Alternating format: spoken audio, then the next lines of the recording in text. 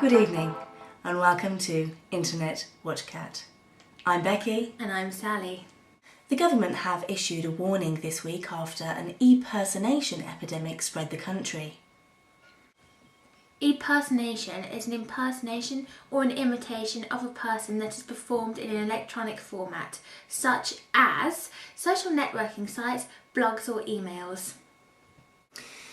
Here on Internet Watchcat, we're delving into the causes of this epidemic. Is it a state of obsession or is it an invasive form of an illness? We talked to Dr. Bryony June, psychologist in the field of e-personation.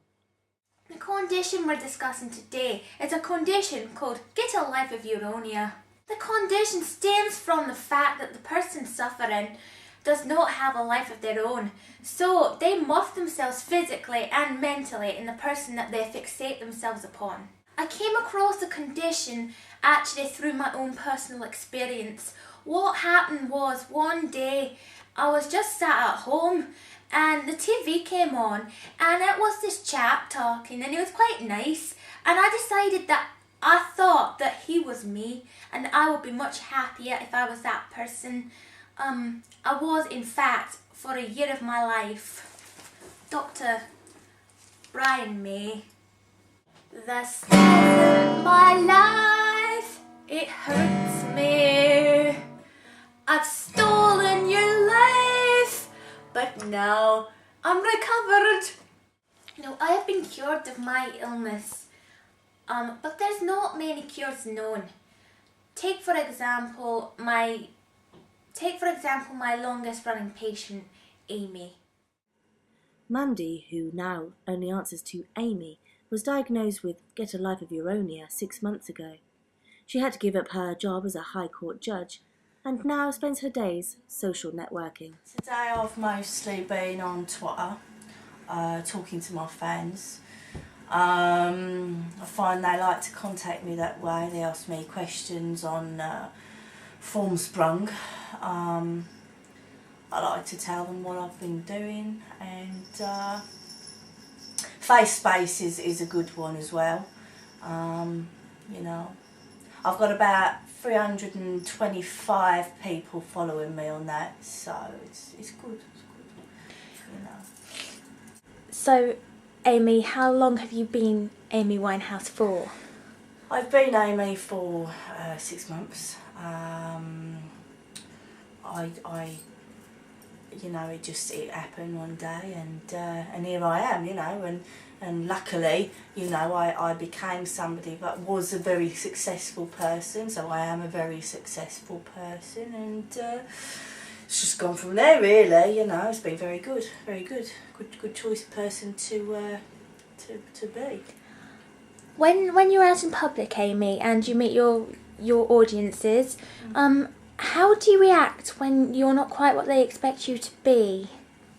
Well, I can never understand it really, because I'm Amy Winehouse and I don't know what they're expecting when they come and see me. So it's embarrassing really for them that they have bought into what they see on the telly, and when they meet me, they don't think it's me, and I find it quite embarrassing for them really. I just go with the flow. So long as I've got a drink in my hand, fag in my hand, I'm all right, you know.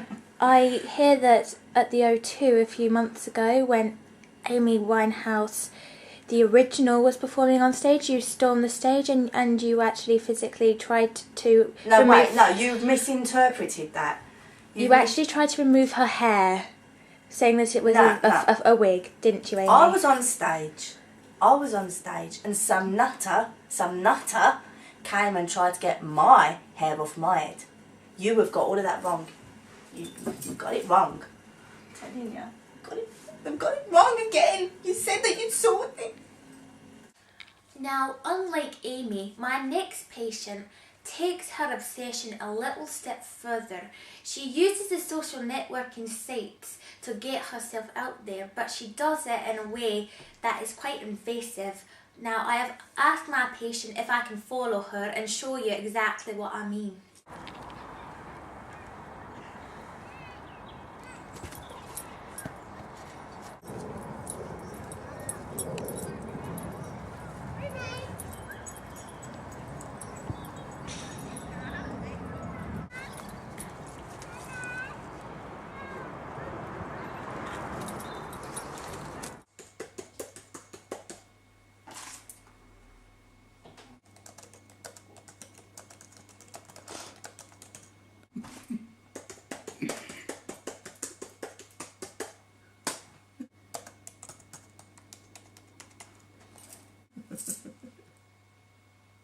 Fools. Now, the severity of this particular case is quite rare, but you need to catch it and nip it in the bud because it will escalate further and it will become a very serious issue, borderline stalking. So, having seen both sides of the argument, we shall leave it to your own judgment to decide which side of the fence you lie on. But just remember, one of these people could be lurking in a neighbourhood near you. Thank you. Good night.